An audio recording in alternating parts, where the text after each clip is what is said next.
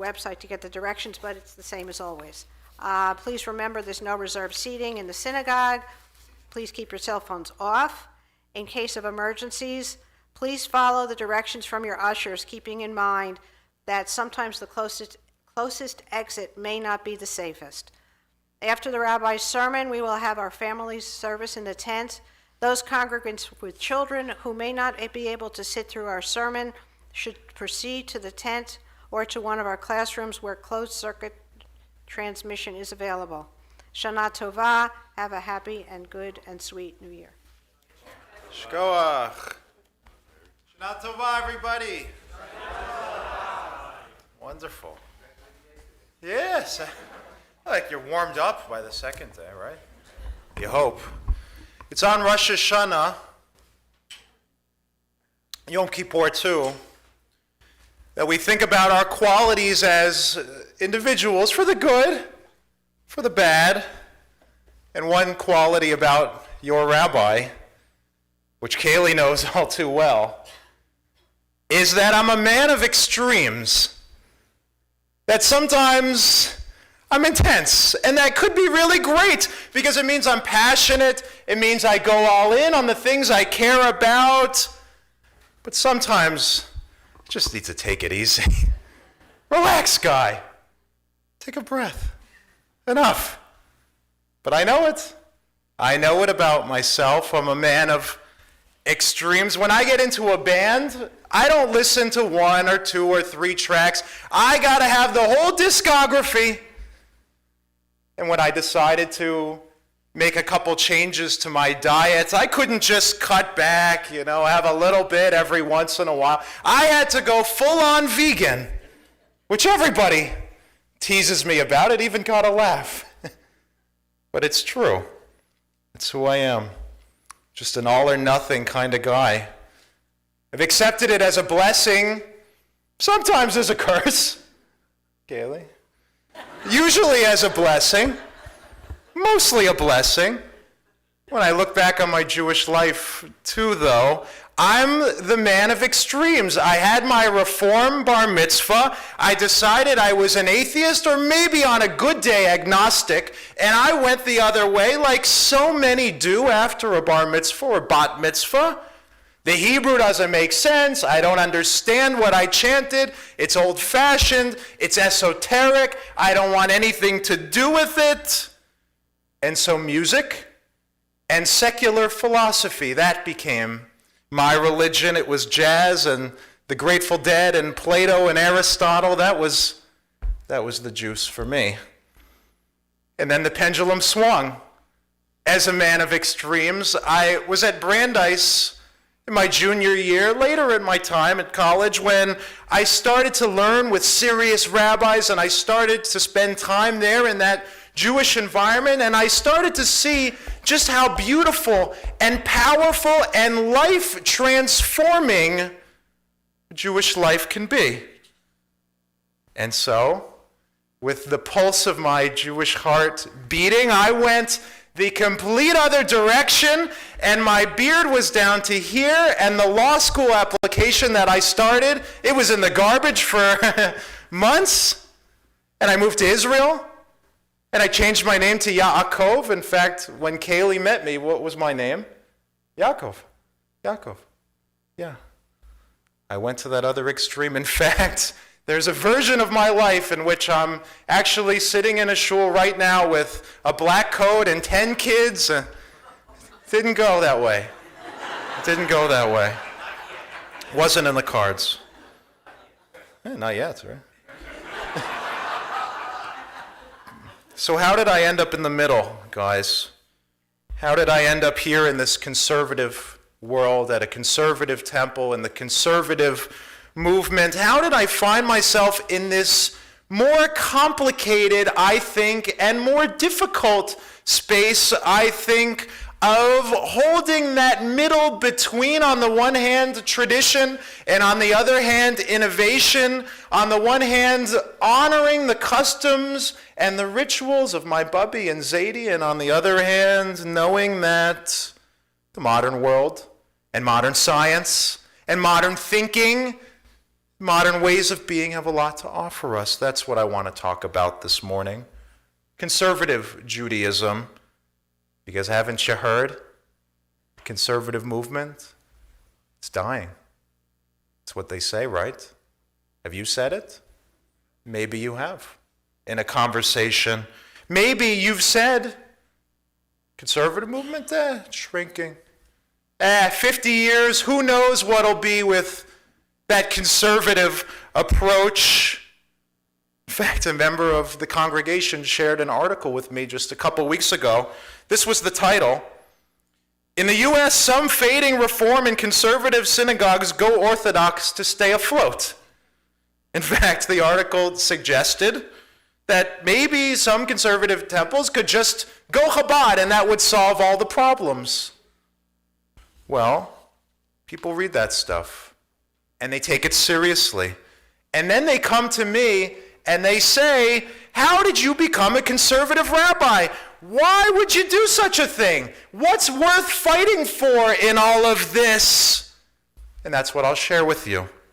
Why I stand here on this bima day in, day out, week in, week out, every Shabbos, a younger conservative rabbi who's putting my full heart into the kind of Judaism that we do, who's dedicating my life's work, my whole life's mission.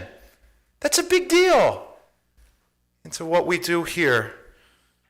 In a way, I see conservative Judaism as, first of all, authentic, but even more than that, as something that is healing for an ill that faces our society today. I don't think I have to tell you that in the year 2022, people seem to be flocking to extremes. You notice that? Does it feel like the middle ground in our world in every sense seems to be closing in? Does it ever feel like the extremes on one side or the extremes on the other side are getting louder and louder because they're speaking in echo chambers? They're only speaking to people who agree with them. And so those of us who value a moderate, civility, a balance, sensitivity, middle ground, that is shrinking. Happens in politics. I'm not here to get political, guys. I want to be a rabbi for a long time.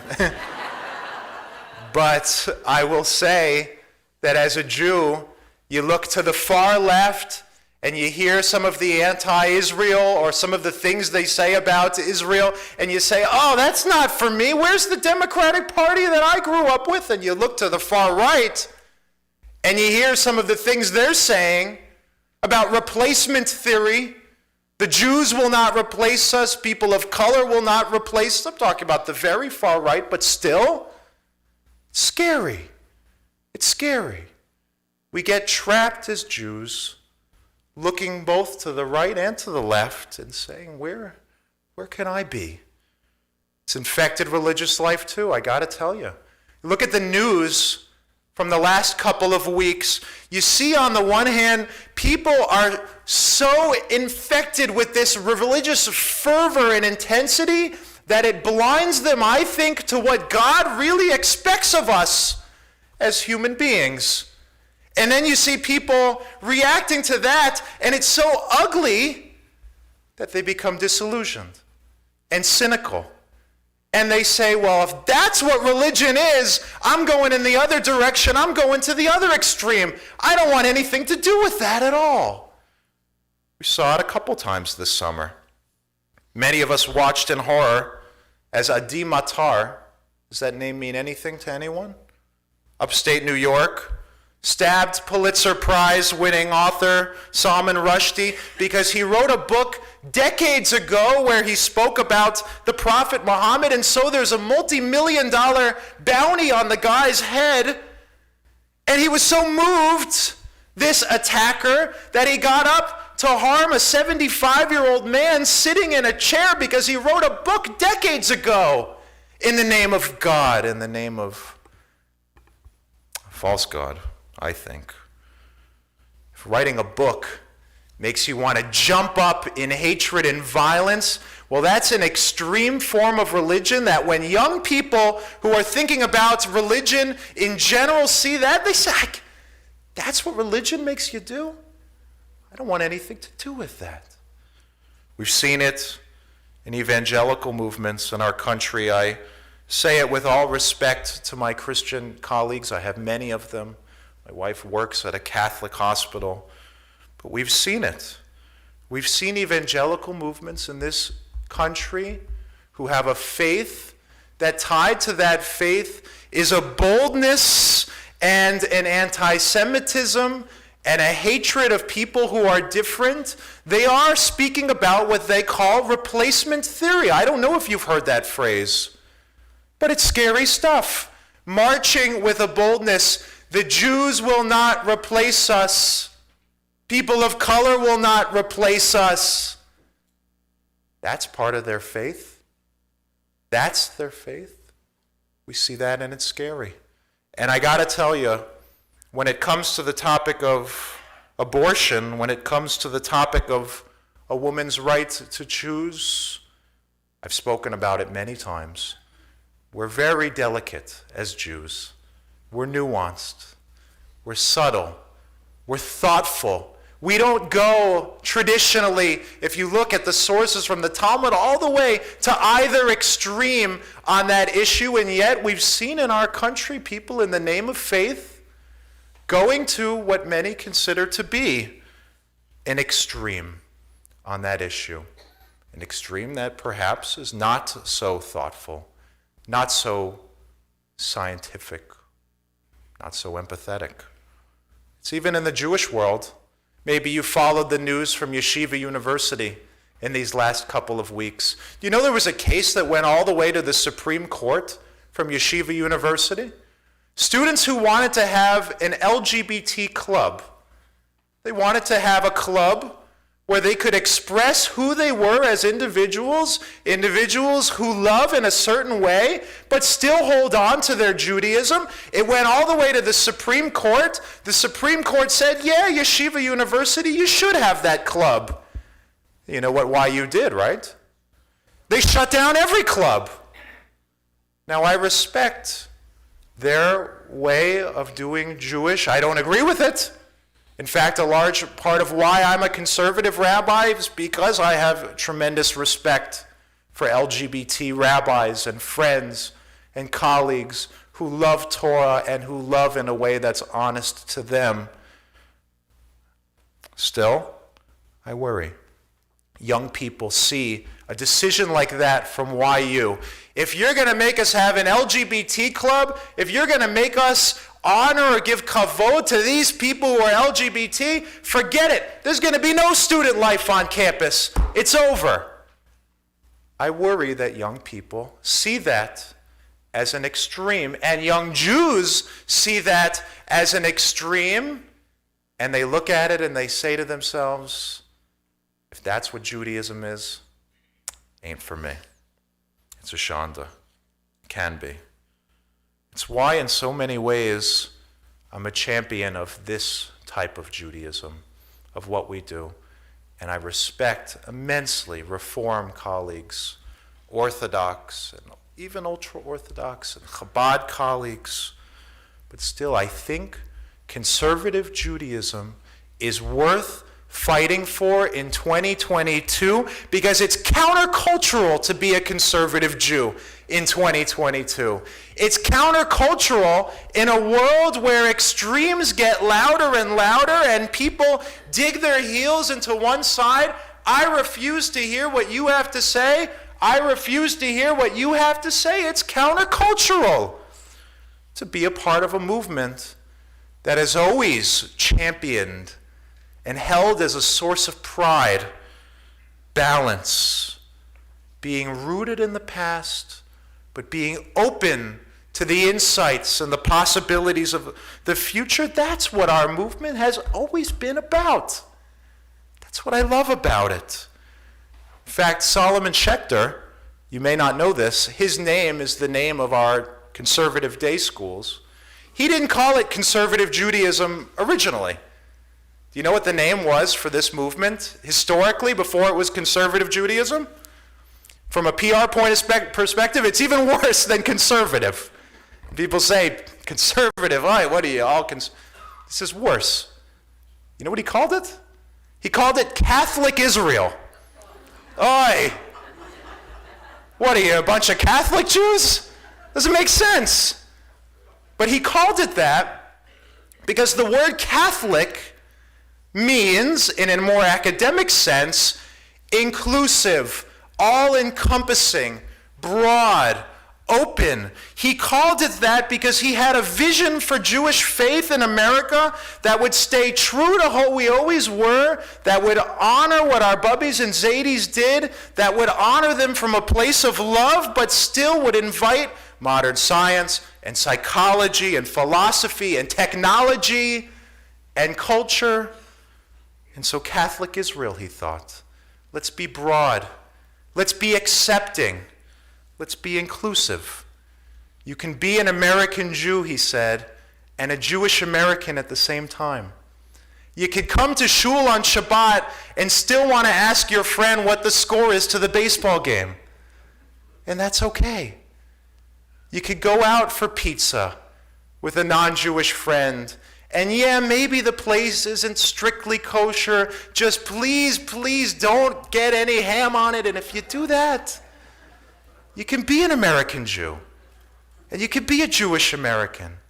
And you can hold those two, though they are in tension, and it's not easy. You have to make tough decisions as a conservative Jew, because we don't throw out the past, and we don't throw out the future. It's harder. It's easy to be all or nothing. It's easy to do what a rabbi told me when I was studying, and it really turned me off. He said, you're either a Torah Jew or you're not.